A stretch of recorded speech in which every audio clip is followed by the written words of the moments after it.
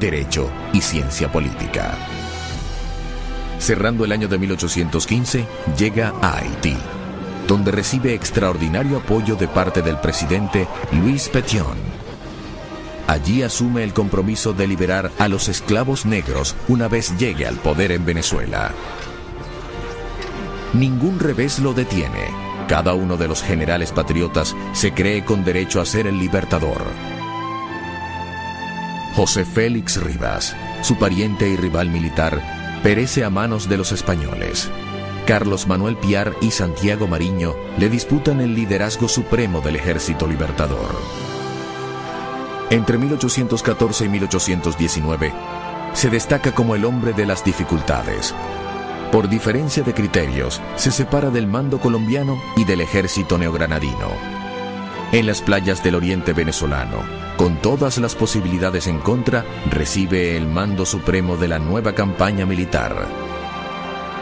En el camino, decreta la liberación de los esclavos y autoriza la repartición de bienes incautados a los enemigos. Con un ejército casi ilógico de la persistencia, sigue batallando. Embarca y desembarca, va y viene. Compensa debilidades con fortalezas. Sorprende a los enemigos. Sobrevive a atentados. Se salva de emboscadas. España envía cuantiosos recursos, multitudinarios ejércitos y sus mejores generales para doblegar la rebelión emancipadora. Bolívar muestra otra faceta más impresionante aún. Tiene una fe destinista y fatal, ciega e inconmovible, y logra contagiarla a las tropas.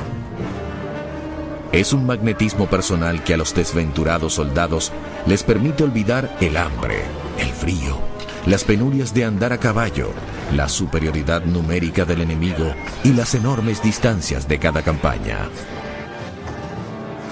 Napoleón Bonaparte, ya derrotado y errante, había manifestado su intención de refugiarse en Latinoamérica.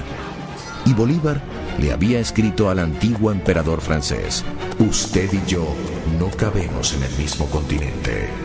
Así se va imponiendo como el jefe supremo, natural e insustituible, único e imprescindible de la causa independentista. José Antonio Páez, un caporal llanero que ha heredado el ascendiente sobre las tropas mestizas, especie de Bobes bueno, se le une y lo sigue. En los 6 primeros meses de 1816, dirige la campaña de Oriente, desde Margarita y la isla de los Frailes hasta Carúpano, y de allí, en julio del mismo año, desembarca en Ocumare de la Costa. Accidentalmente va a Bonaire y las costas de Puerto Rico, pero inmediatamente regresa hacia Guiria, al otro extremo de Cumaná. En agosto enfrenta un motín de sus propios generales del Ejército Libertador y tras una breve travesía marítima llega a Guayana. A esas alturas combatía simultáneamente contra la oposición interna de los generales libertadores y contra las tropas españolas. La campaña en Guayana también está plagada de contratiempos, pero él sigue irreductible en su propósito y en sus ideales. Para 1817 había un clima de anarquía en el ejército independentista que solo amainará cuando la justicia militar someta al general Carlos Manuel Piar a un consejo de guerra. Bolívar permite su ejecución para imponer el principio de obediencia y la línea de mando, indispensable para el avance de su causa. Ni la oposición de los otros generales patriotas, ni las derrotas a manos de los españoles, ni la escasez de recursos, ni los problemas logísticos y de coordinación entre los varios ejércitos. Nada medra su ánimo. De la Guayana sigue al llano, y de nuevo hacia Guayana, y San Fernando de Apure. Ya en los difíciles años de su campaña oriental y llanera, manifestaba su idealismo por la unidad latinoamericana. En julio de 1818 le había escrito a la comandancia del Río de la Plata, Argentina, diciéndole que cuando lograra el triunfo, Venezuela los convertiría en una sola sociedad, para que la unidad sea la divisa en la América Meridional. Para principios de 1819, el milagro se está logrando.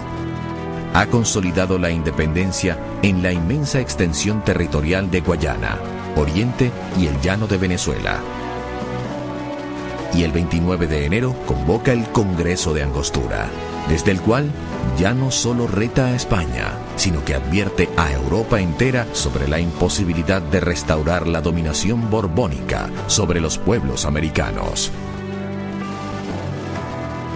La República de Venezuela, por derecho divino y humano, está emancipada de la nación española y constituida en un Estado independiente y soberano.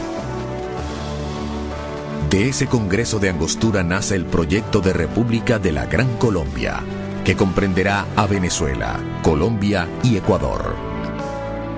Ahora es un estadista que habla de democracia, contra los gobiernos personalistas y defiende los sistemas populares. Pero en vez de deleitarse con la victoria en Venezuela, se va a Colombia, porque teme una reinvasión española a través del vecino país. En territorio colombiano, deslumbra con sus proezas militares. En una penosa odisea de casi 4 semanas, logran cruzar sigilosamente, mal vestidos, con escasas provisiones, agobiados por el terrible frío y el hambre, la cordillera de los Andes y el gélido páramo de Pisba. Y tras haber perdido muchos de sus soldados, caballos y mulas, caen por la retaguardia y derrotan en la batalla de Boyacá a las tropas del general Barreiro, a quien incluso hacen prisionero.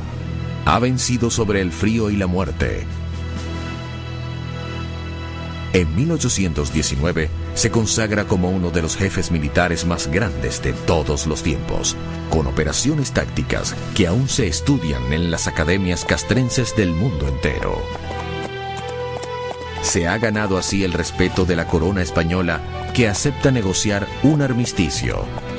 En Santa Ana de Trujillo se reúne con el general realista Pablo Morillo y acuerdan una regularización de las hostilidades, con canje de prisioneros y un temporal cese al fuego. 10 años después de haber comenzado la pelea, finalmente está en condiciones de negociar con España. Cuando comenzó su gesta apenas dirigía cuadrillas de soldados sin uniformes, sin disciplina, descalzos y desarmados.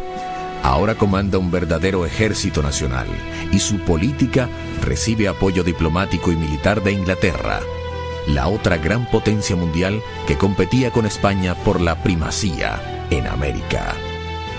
La tregua firmada entre Bolívar y Morillo permite la reorganización de cada bando con miras a la batalla final, que se va a librar el 24 de junio de 1821 en la sabana de Carabobo. La batalla de Carabobo constituye una de las proezas militares más grandes de todos los tiempos. Los patriotas baten a un enemigo infinitamente superior en fuerza, en recursos logísticos, en caballos y armamento. La victoria es tan impactante que sella la independencia de Venezuela y debilita al Imperio Español en todo el continente. Progresivamente van alcanzando su independencia México, Guatemala y Santo Domingo en República Dominicana. Esta última proclama su intención de incorporarse a la Gran Colombia, presidida por Simón Bolívar. En adelante vive los años de su apogeo. Las cancillerías de Europa lo estudian de cerca como el hombre del momento mundial. Pero Bolívar prosigue su batalla como si fuera el primer día. Lejos de deleitar las mieles del triunfo, monta a caballo hacia el sur. Llega a Quito, Ecuador, en junio de 1822 y poco después decreta la incorporación de Guayaquil a Colombia. Va obsesionado con el ideal de la unidad latinoamericana y por eso avanza más allá, hasta Perú, el gran reducto de la dominación española en el área. El 27 de julio de 1822, persuade al general argentino José de San Martín de salir del Perú. San Martín se lleva el título de protector del Perú, pero le deja a Bolívar el título de libertador. También fue la era culminante de su vida íntima. El hombre desgraciado para el amor, que ha vivido irregulares romances a lo largo de su viudez, conoce a Manuelita Sáenz.